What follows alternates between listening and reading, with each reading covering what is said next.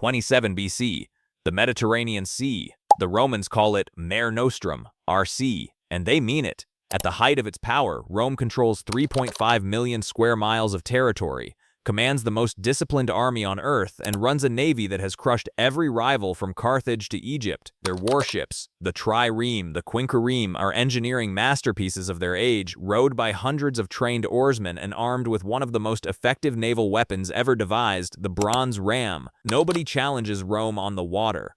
But let's change one thing. Moving through the same blue Mediterranean waters, completely invisible to every lookout on every Roman warship, is the USS Zumwalt, a 610-foot, 15,000-ton stealth destroyer from 2016.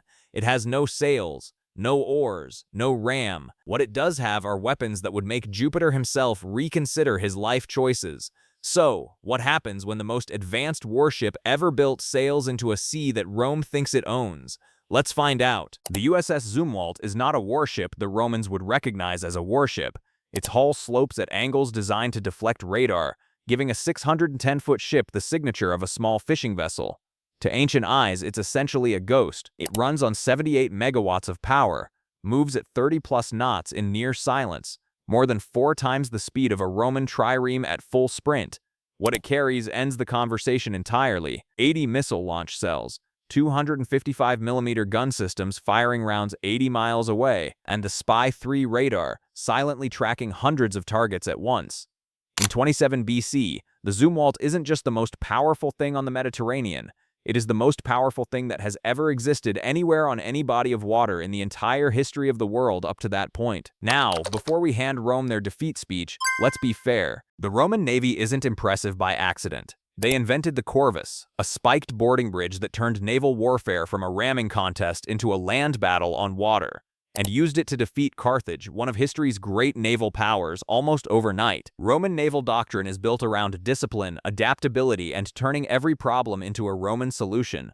At the Battle of Actium in 31 BC, over 400 warships clashed in one of the largest naval engagements in ancient history. Roman admirals didn't win by luck. They won by reading the battlefield, adapting mid-fight, and executing tactics with the kind of precision that most ancient armies couldn't manage on land, let alone at sea. And there's something else worth noting. Roman engineers are genuinely brilliant. Give them a problem they've never seen before, and they have a long history of reverse engineering their way to a solution. They built siege weapons that conquered stone fortresses. They bridged the Rhine twice. If anyone in the ancient world could look at a metal ship that moved without oars and start asking dangerous questions, it's Rome. None of that helps them today, but it's worth knowing who they are. The engagement begins before the first Roman lookout has finished his morning bread. It's pre-dawn. The Zoomwalt runs dark, no lights, passive radar mode, hull barely making a ripple. The Spy-3 array builds a complete tactical picture of the Roman fleet from 30 miles out. Every flagship, every supply trireme, every transport vessel appears on the combat display as a labeled target. The crew begins prioritizing: command ships first, supply vessels second, troop transports third. There is one problem. GPS doesn't exist in 27 BC. The satellites that Tomahawk missiles rely on for precision navigation won't be launched for another 2,000 years. The crew switches to inertial navigation. The missile tracks its own movement using gyroscopes and accelerometers, calculating position from the moment of launch. It's older technology, it's less precise. Against targets the size of Roman warships at these distances, it is more than enough. The first Tomahawk launches. It clears the deck at barely a whisper. The missile drops to 50 feet above the water and accelerates to 550 miles per hour on nothing but its own internal mathematics.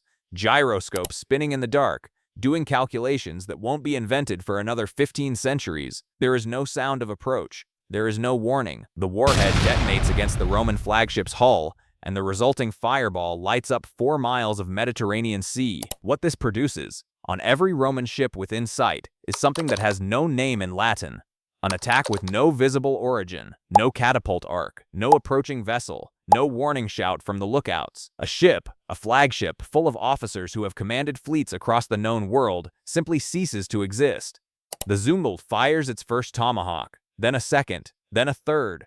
Supply ships become chain reaction fireballs. Secondary explosions tear through adjacent vessels as stored oil, timber, and equipment ignite in sequence. The fleet's command structure begins collapsing within 20 minutes, not from panic, but from the simple fact that the men giving orders are no longer alive to give them. Signal fires break out across the Roman formation, the ancient equivalent of emergency communications. Surviving commanders try to organize, try to determine the direction of attack, try to do something other than sit and receive destruction from the darkness. But every signal fire just marks them as a better target. The SPY-3 radar, running entirely on the Zoomwalt's own power, adds every new light source to the targeting queue. A wing of faster Roman Liburnians, lighter and quicker than the heavy Quinqueremes, breaks formation and sweeps toward where they think the attack is coming from. It's the correct instinct. It's the wrong millennium. The Zumwalt pivots at 30 knots, repositions in darkness, and the Roman flanking maneuver arrives at empty water. When the ESSM point defense systems acquire the Liburnians at close range, the engagement lasts under 90 seconds. As dawn rises over the Mediterranean, the scale of what has happened becomes visible for the first time. Hundreds of Roman ships are already gone. Hundreds more are disabled, listing, burning. The ordered formation that Rome assembled through decades of naval mastery, disciplined, precise, unbeatable by anything in the ancient world, has become scattered wreckage across 20 miles of open water. The Zoomwalt closes to gun range. The 155mm systems open up on the densest ship clusters. Without GPS, the rounds aren't precision-guided, but at this range, against targets made of wood, rope, and linen sail, they don't need to be. A shell arriving at 2,800 feet per second does not require precision to be catastrophic. Airburst rounds detonate above crowded ore decks. Rigging shreds, hulls splinter below the waterline. Ships crewed by men who have rowed across the entire Mediterranean, who have conquered coastlines from Spain to Egypt, are going down in water they never expected to die in. Here's the cruel irony. The Roman instinct under attack is to close ranks, form a defensive line, and present a unified front. It works against every enemy Rome has ever faced. Against the Zumwalt, it's a death sentence. The targeting systems actively prefer dense formations. Every cluster is a more efficient target than a single ship. The discipline and coordination that made Rome the greatest naval power of the ancient world is now accelerating their destruction. They're doing everything right. It's just the wrong war, the wrong enemy, and the wrong 2,000 years. Some ships do escape. Their oarsmen are rowing hard for the Italian coast, carrying a story that nobody in Rome will believe. A single black ship that moved without oars, struck without warning, and destroyed an entire fleet before dawn.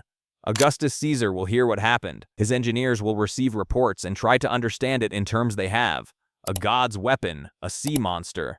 Neptune's personal opinion on Roman foreign policy. None of those frameworks will help them build a countermeasure, but it won't stop Rome from trying.